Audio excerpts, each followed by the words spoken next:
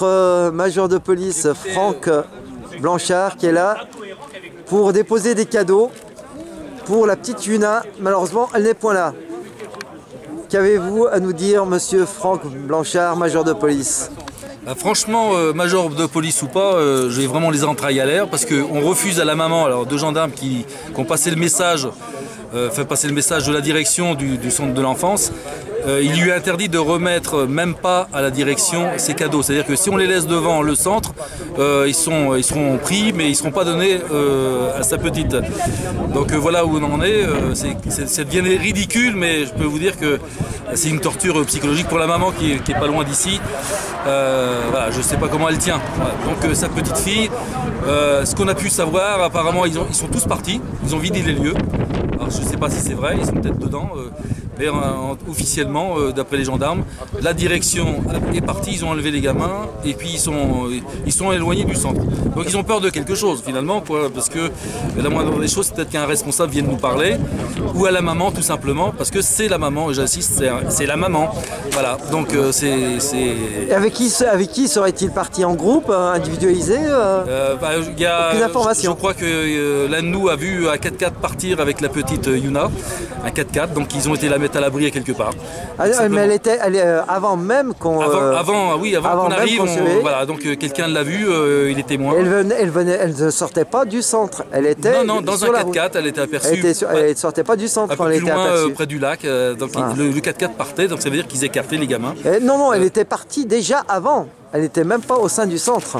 Ah bah bien sûr, elle était partie avant. Voilà. Parce donc elle était allée faire un tour, on ne sait où, et elle est repartie ailleurs. Parce que bien sûr, quand on est arrivé, les gendarmes étaient déjà présents. Je connais mon métier là-dessus. Forcément que si on sait qu'il y a un rassemblement, une manifestation, même avec peu de personnes, on met en place une patrouille pour la surveillance. Ça, c'est la sécurité. Donc les gendarmes n'étaient pas encore là quand on est passé la première fois vers midi et demi, je crois, vers 13h. Et c'est à ce moment-là que l'un de nous a vu la petite Yuna, aperçu la petite Yuna dans un 4x4 et qui s'éloignait du centre. Voilà. Qui s'éloignait de la ville parce qu'elle n'était pas au sein du centre, hein, quoi qu'il advienne. Oui, tout à fait. Non, mais, oui. Elle errait dans un véhicule. Là, voilà.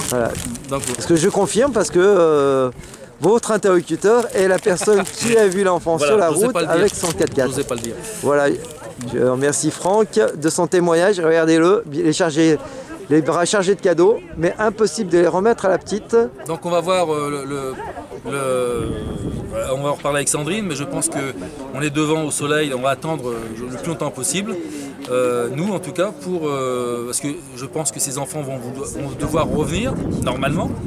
C'est même une obligation, et le personnel avec. Donc au moins voir ces gens revenir avec les enfants, et éventuellement pour leur remettre ces cadeaux. Voilà. Malgré ces ordres, ces instructions complètement absurdes et illégales aussi.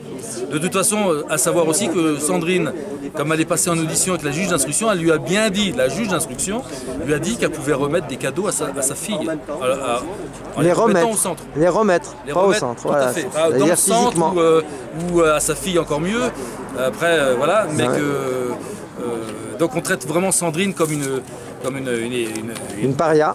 Une paria, enfin pire que ça, c'est comme une terroriste et qui peut faire de mal à tout le monde. Quoi. Et voilà, et c'est sa maman, il ne faut pas l'oublier, et ça, il faut que tout le monde l'entende. Quoi qu'il se passe, je pense qu'il y a ce lien entre le parent et sa fille et ses enfants. Il n'y a pas lieu qu'on interdise dans l'absolu de voir sa fille. Elle n'a rien fait, c'est tout. Hein. Surtout qu'elle a dénoncé que des choses étaient faites sur sa fille.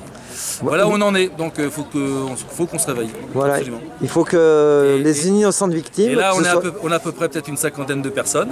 Je ne sais pas, j'ai pas compté. Voilà, on va faire un petit tour périphérique. Voilà, donc c'est magique, voilà, ça vient. Voilà, tout doucement, les gens sont là. Voilà.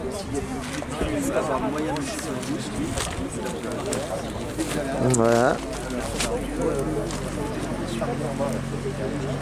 Les personnes qui sont là. Voilà.